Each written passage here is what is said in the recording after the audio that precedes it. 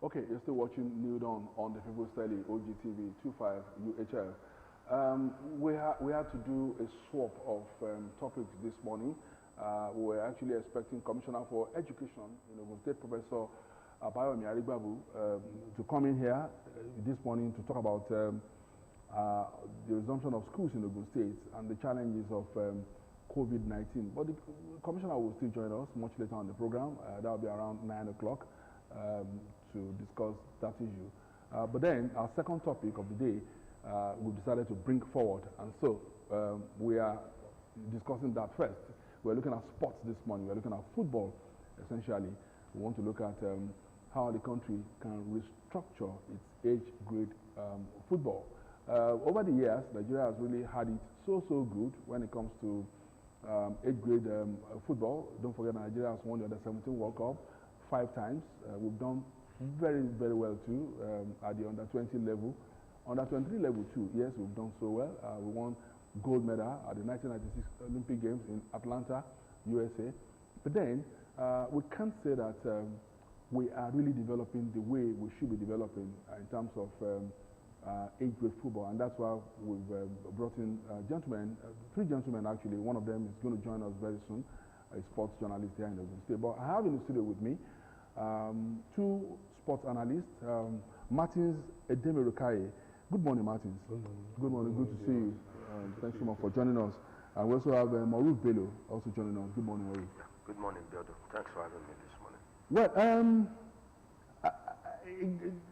tonight we are playing Cote d'Ivoire on the final of the Wafu B tournament. But we also know that the roads to the final game have been very rough.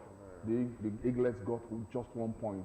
And we have to wait for Ivory Coast to beat Ghana, for us to qualify for the final. Of course, we went on to beat Burkina Faso and we're in today's final. But over the years, we also know that our under-17 players have not really progressed, massively to under-20. Under-20 players have not progressed massively to the Super Eagles level. What has been responsible for that? Let me start with Martins. Good morning, everybody. Good morning, viewers. I think the economic importance of sports cannot be attained if sport is left solely for government and administrators alone. So the problem started when we decided to take sports away from school, and then sports was given to federations to manage. So that was the beginning of our problem. So the possible solution to that is for sports to return to the school curriculum. Sports should take 30% while education takes 70%.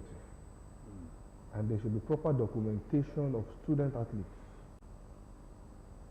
so that we will remove this age cheating in sports. Well, even if we are doing that, we also have to make sure that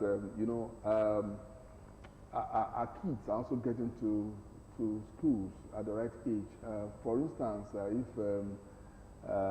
you look at the way the rush for early education now, some kids, before they are 3, they are already in crèches, some in nursery schools and all of that, and so they don't mature enough, to actually take part in sports and then be relevant, for instance, if you are choosing under-17 national team, you may not be able to, sometimes because the game is a physical game. Okay. Physical attributes of an under-17 Nigerian player compared to somebody from USA or from UK or from Europe, there's a wide difference. A very big difference. First of all, it has to be entrenched in the law. It has to be backed by the law for sports to return to the curriculum. Secondly, those ones that have an early education don't do sports. The ones that do it don't have the platform to showcase themselves. So when they have it, it's already too late. They are over 20 when they say they want to represent under 20, under 17. Most times they are over 20, over 25 when they are coming back. For instance, in 2007, Nigeria won the under 17 World Championship. Chris Santos Macaulay was about the best player, followed by Arnold Lukman and then Toni Kroos. Today, Toni Kroos is still at the heart of Real Madrid. Chris Santos Macaulay is nowhere to be found. The same thing as Arnold Lukman. You understand what I'm saying? So Toni Kroos has progressed from Bayern Leverkusen to Bayern Munich now to Real Madrid. He's a World Cup winner today. It was in the squad of, it was in the Germany squad that won the 2014 World Cup. You understand? So the system needs. But that's just one player in that German generation. Are you saying is it possible for you to have, if we have a whole squad of 23, is it possible to have all of them progress to under 20? At least they have one. Who do we have in that squad that is still in the Super Eagles today? But somehow we have maybe Maruf should come in now. Osimhen. We have Osimhen. Osimhen came in after that one. Yeah. The truth of the matter is that even if we have to use Osimhen as an example, it's just a one-off thing. It's something that probably happened out of accident, not something deliberately planned. Though, let me quickly correct some impression. Sport is still in our curriculum, still a major part of the curriculum. The problem we have is that corruption by public servants and school owners, particularly private schools, and authorities in public schools have really downplayed the role it ordinarily should play in the curriculum. If you study our curriculum and most of our laws, you see that we have the best of laws, we have the best of systems, ordinarily on paper. But when it gets to putting them into practice, corruption and greed has really affected us. And when you begin to look at this young talent that we are talking about, you realize that from day one, that's why I said let me quickly correct that impression. Even at the 1985 set of the first maiden edition of FIFA Kodak Under-17 competition, the honest truth is that majority of members of that team were above that age. Yes, there are a number of them who are quite young, within 17 below, but you will still see that the major actors in that team were obviously above the age, and that has affected us a lot. You will see that even at the 85 set, the only one that was able to progress among them is the captain, Nduka Ogbade, who was originally below that age, thereabouts, around that age, 17 then. He progressed up to the Super Eagles, but fortunately dirty politics didn't allow him to feature. He will have been the first product of the Under-17 globally to have featured in at the World Cup in 1994, if he had been taken. But for whatever reason, West Ham dropped him then. We couldn't take that record home. And if you had looked at our performance at that competition, we've won it record 5 times. But unfortunately, that has not translated to the developmental reason why FIFA had to establish the Under-17 World Cup.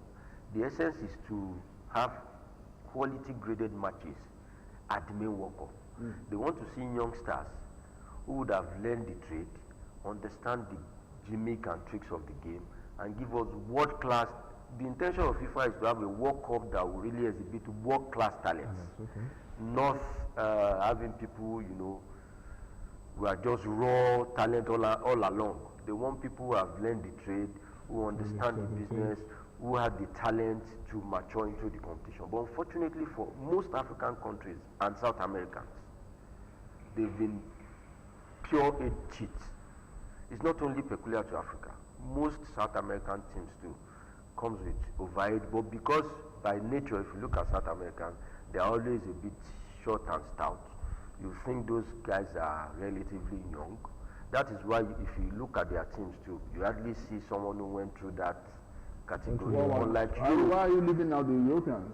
Europe, if we are to be objective, Europe has been fair in terms of this 18. I'm not exonerating them totally, but they've been fair.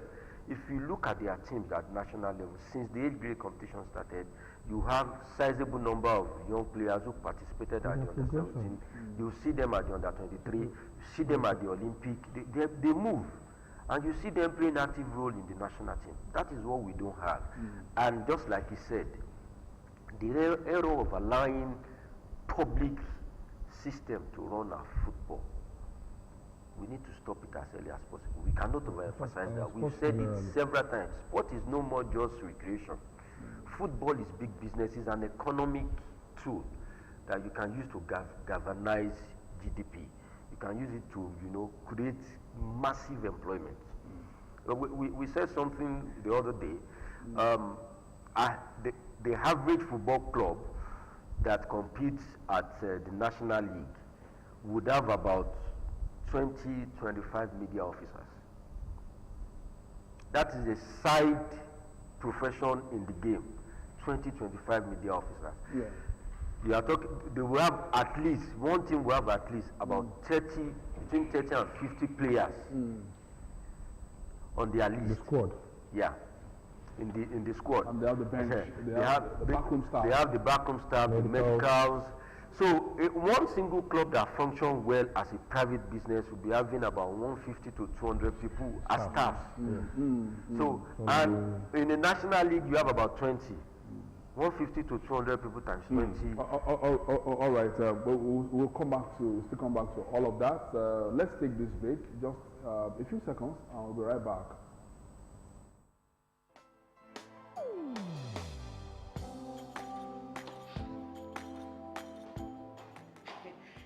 Chief. Good morning, sir. You are here already?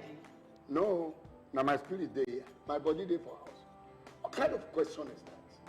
Were you not the one that fixed this meeting for 8 a.m.? You are now coming by 10 a.m. and start asking me job questions. But Chief, now, I'm sorry. Don't you also go late for meetings sometimes? You know now, African time. No more African time. And no more pancaking of face during office hours. At the end of the day, we will lose valuable time. We will not make progress. If we want to move this nation forward, we must treat business as business and respect time. Change begins with me. Thank you, sir. I'm sorry. Can we go for the meeting now, Chief? Better. This message is brought to you by the National Orientation Agency in conjunction with the Federal Ministry of Information and Culture. Let's talk about the coronavirus outbreak here in Africa. How do you get people to regularly wash their hands when water is scarce?